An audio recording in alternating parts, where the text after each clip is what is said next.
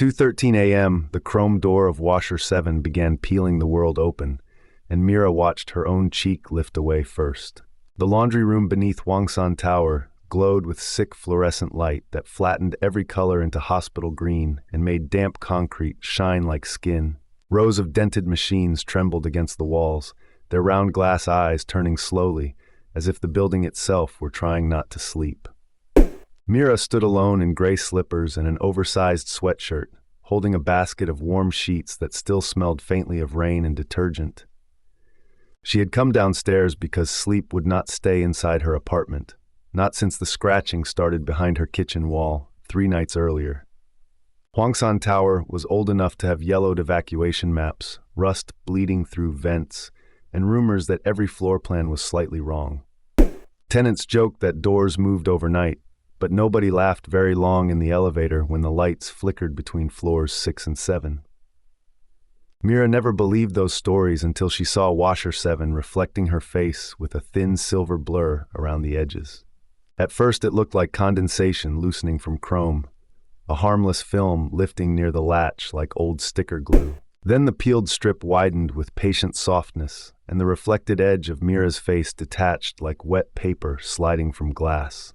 Her left eye remained in place, but her cheek stretched sideways into nothing, revealing a narrow absence where reflection should have ended. Behind that torn sliver, the checkered tiles on the wall disappeared too, not darkened or broken, but simply removed from existence.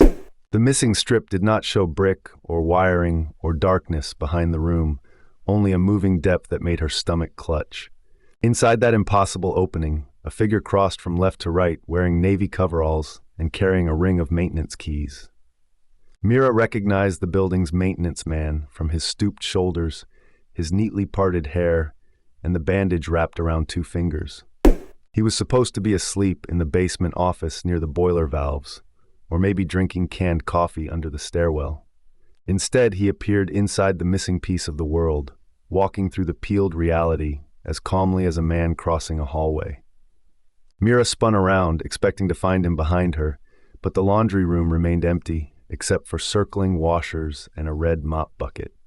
When she turned back, the strip in the chrome had widened into a ragged vertical ribbon, and the maintenance man was staring directly at her.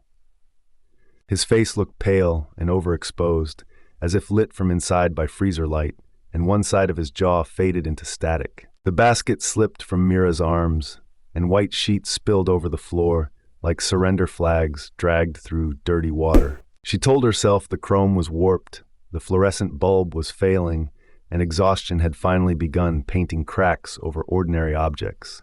Then the maintenance man inside the peel raised one hand and pressed his fingers against the absent seam, as though he felt her standing there too. The peeled edge thickened with a sticky slowness, curling outward from the washer door, while strands of reflected light stretched and snapped. Mira stepped backward, but the room did not retreat correctly, because the far wall dragged half a second behind her movement. The detergent vending machine smeared at its corners, and the blinking timer above washer 4 showed 2:13, 2:14, then 2:13 again. Every machine stopped at once, leaving a silence so complete she could hear water dripping somewhere inside the building's bones. In that silence, the chrome peel spread across the room's reflection and began erasing the fluorescent ceiling in a clean horizontal bite. Mira's shadow on the floor detached from her slippers by an inch, lagging like a stubborn sticker when she tried to move.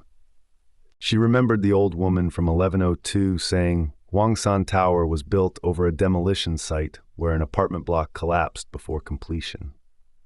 According to that woman, workers poured concrete over what they found because deadlines mattered more than bodies and walls were cheaper than apologies. Mira had smiled politely then, but now the peeling strip made the room feel layered over something unfinished and still occupied. The maintenance man inside the absence leaned close enough for Mira to see that his pupils were not black, but mirrored.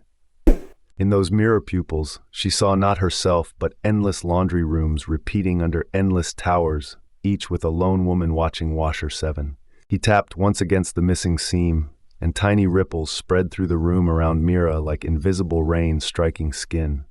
The floor tiles nearest washer 7 lost their grout lines first, bleeding together into smooth cream slabs without depth or texture.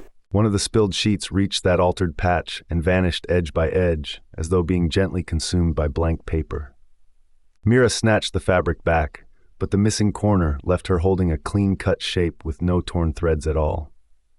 She thought of running upstairs, yet the elevator sat beyond the far door, and she no longer trusted distances inside Hwangsan Tower. Instead, she backed toward the stairwell, keeping her eyes on washer 7, while the peel widened into a doorway-sized wound. Through it, the maintenance man lifted his key ring, and each metal key reflected a different apartment interior Mira somehow recognized. She saw the widow in 803 asleep beneath a television glow, a child in 1406 drawing circles on steamed windows, and her own apartment with the kitchen light on. In the reflection of her own apartment, something crouched beside the sink where the scratching had always started after midnight. It was thin as bundled wiring, with elbows bent backward and a face hidden beneath wet black hair. Mira froze, understanding with a chill that the thing in her walls might not have lived there first. The maintenance man pointed one mirrored eye toward that crouching shape, then pointed at Mira's chest with 2 careful fingers. A thought arrived, whole and sickening, as if planted there by someone else. The peel was not an accident, but a correction. Something had crossed from the unfinished place into occupied rooms, and reality was loosening where the breach had been ignored too long. Mira looked at the vanished sheet corner and imagined entire people removed that neatly, with no blood, only absence stitched into memory. Behind her, the stairwell door should have been cold steel, but when her hand found it, the surface felt soft and warm. She turned and saw the painted metal flexing gently, like skin over ribs, the push bar rising and falling in a breathing rhythm. The building was no longer only old, it was adapting around the tier, growing uncertain about what counted as wall, door, and flesh. Washer 7 clicked open by itself, and instead of a drum full of laundry, its round mouth revealed a dim corridor lined with concrete pillars.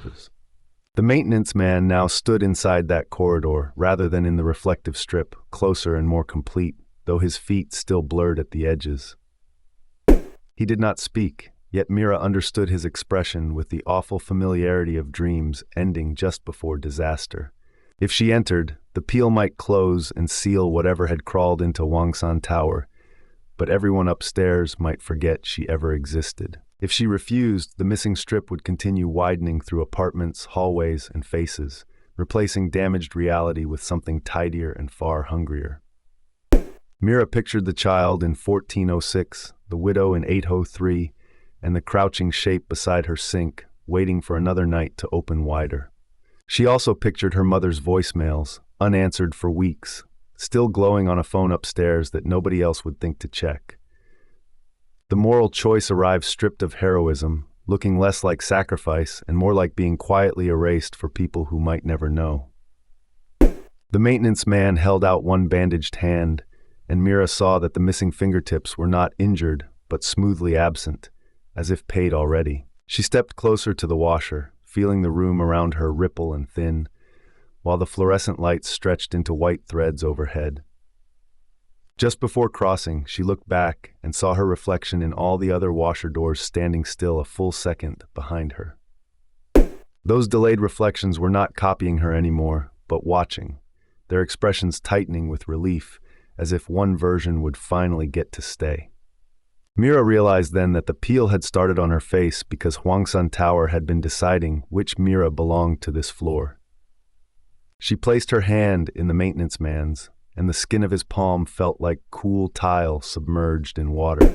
The laundry room folded inward like damp paper, the spilled sheets rising weightlessly as the wound sealed with a silver shiver.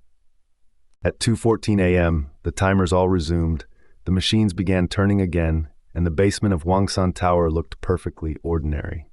Upstairs in apartment 1207, Mira's phone kept vibrating with her mother's name, while something under the kitchen sink slowly scratched to be let out. When the police came 3 days later, every tenant agreed Mira had moved away months ago, except washer 7 still reflected her standing inside it, peeling patiently at the edges.